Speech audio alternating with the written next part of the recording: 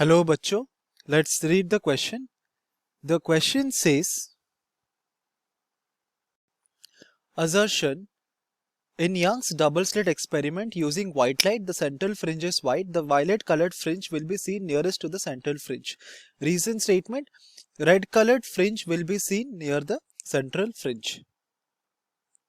So इस question को solve करने के लिए हम जो की कॉन्सेप्ट यूज करेंगे वो होगा हमारा कि हमारा जो व्हाइट लाइट होता है, तो हमें पता है कि white light is basically a combination of 7 different colours. ठीक है, तो हम बोल सकते हैं कि जब 7 डिफरेंट कलर्स, तो 7 डिफरेंट कलर्स जिनका वेवलेंथ पे डिफरेंट होता है, जब ये सारे कंबाइन होते हैं, ठीक है, और हर एक कलर का और हर एक वेव का अगर path difference delta x is equal to 0 होता है, तब वो कंबाइन करके वो क्या व्हाइट लाइट फॉर्म करते हैं. तो हमारा कॉन्सेप्ट जो हम यूज करेंगे वो होगा कि व्हाइट लाइट हमारा is basically a combination of 7 different colours of different wavelength, जिसको हम कहते हैं विबग्योर. इन सातों कलर को मिलाकर हमारा व्हाइट लाइट बनता है. क्वेश्चन के अगर असर्शन स्टेटमेंट को हम देखें तो हमें कहा गया है कि हमने एक यंग्स डबल स्लिट एक्सपेरिमेंट का सेटअप लिया है. तो हमारे पास कुछ सेटअप इस तरह से है. यहाँ पर 2 स्लिट्स है S1 एंड S2, और दोनों स्लिट से हमारा जो इनकमिंग लाइट का वेव है वो है व्हाइट लाइट. तो हम यहाँ पे इसको मेंशन कर सकते हैं कि हमारे पास दोनों स्लिट से व्हाइट लाइट ऐसे एंटर करिए और ये इंटरफेयर होके स्क्रीन के ऊपर इसका पैटर्न फॉर्म हो रहा है. तो जैसे हमारा व्हाइट लाइट इन स्लिट से पास करेगी, ये स्प्लिट हो जाती है इनटू इट्स कॉन्स्टिट्यूएंट कलर्स. तो हम यहाँ पे लिख सकते हैं कि ये क्या हो जाता है, ये स्प्लिट हो जाती है इनटू इट्स कॉन्स्टिट्यूएंट कलर्स. ठीक है, तो जैसे कि हमने यहाँ पर डिस्कस किया था, white light is basically a combination of 7 colours. तो हम यहाँ पे इसको फिर से मेंशन कर सकते हैं कि कौन से डिफरेंट कलर्स है. ये है violet, indigo, blue, green, yellow, orange and red. ठीक है, और इन सातों कलर्स में से वायलेट कलर का सबसे शॉर्टेस्ट वेवलेंथ होता है. तो हम यहाँ पे मेंशन शॉर्टेस्ट वेवलेंथ होता है, और रेड कलर का सबसे लॉन्गेस्ट वेवलेंथ होता है. तो हमारा जो इंटरफेरेंस पैटर्न बनेगा स्क्रीन के ऊपर, वो हमारा जो पैटर्न बनेगा वो on the basis of wavelength distribute होता है. ठीक है, हम लिख सकते हैं on the basis of the wavelength of light हमारा वो इंटरफेरेंस पैटर्न में हमारा कलर्स शो होता है. ठीक है, तो अगर हम इसको सिंपली शो करें इस इंटरफेरेंस पैटर्न को, तो अगर ये ब्लॉक के अंदर हमारा इंटरफेरेंस पैटर्न फॉर्म्ड होगा, तो अगर हम अज्यूम करें कि ये जो लाइन है ये हमारा सेंट्रल पॉइंट है O, तो हमारा सेंटर O पे हमारा सेंट्रल ब्राइट स्पॉट होगा, और ये स्पॉट होगा it will be white in colour.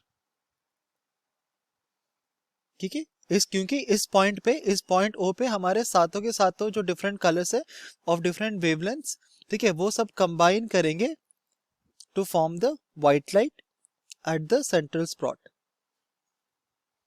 तो हमारा सेंट्रल फ्रिंज व्हाइट लाइट होगा.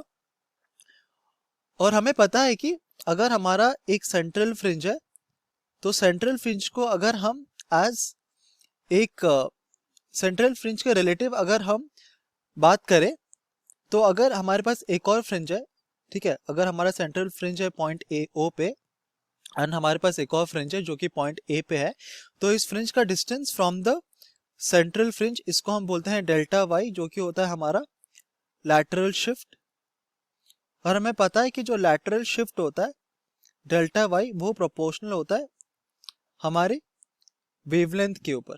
ठीक है, तो अगर एक पॉइंट पे हम फाइंड आउट करना चाहते हैं कि अगर हम पॉइंट को हम कंसिडर कर रहे हैं जिसका lateral shift from the central bright fringes delta y, तो ये जो डेल्टा वाई डिस्टेंस होता है वो प्रोपोर्शनल होता है उस पॉइंट पे, जिस पॉइंट पे हम कैलकुलेट कर रहे हैं, उस पॉइंट पे हमारा जो लाइट गिर रहा है उसका वेवलेंथ कितना है.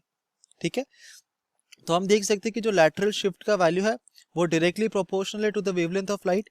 इसका मतलब अगर वेवलेंथ का वैल्यू ज्यादा होगा, देन हमारा लैटरल शिफ्ट का वैल्यू ज्यादा होगा, उसका मतलब कि हमारा सेंट्रल ब्राइट स्पॉट से उस कलर का डिस्टेंस ज्यादा होगा। सिमिलरली अगर हमारा वेवलेंथ कम होगा, हमारा जो लैटरल शिफ्ट है वो भी कम होगा।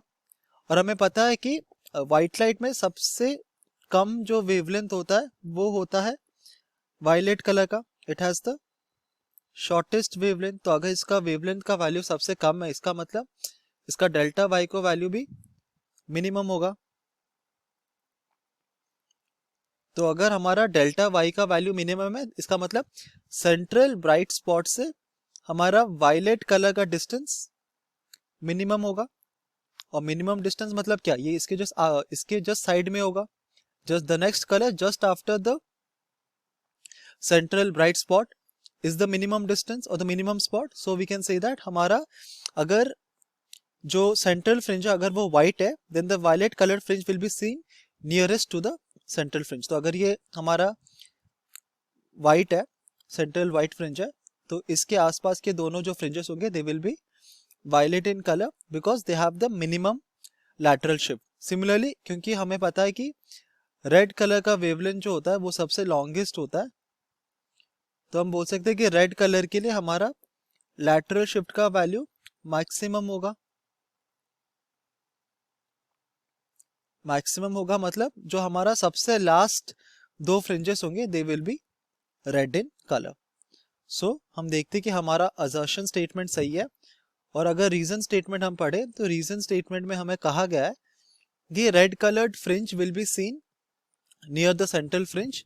तो ये तो स्टेटमेंट हमारा गलत है, क्योंकि हमने अभी देखा था कि जो सेंट्रल फ्रिंज के जस्ट ऑपोजिट जो दोनों साइड में ऑपोजिट जो कलर होंगे वो होंगे वायलेट, और एंड में जो दो कलर्स होंगे वो होंगे रेड। तो हमारा करेक्ट आंसर होता है assertion is true, reason is false, जो कि है option C. Hope you understood it well, best of luck.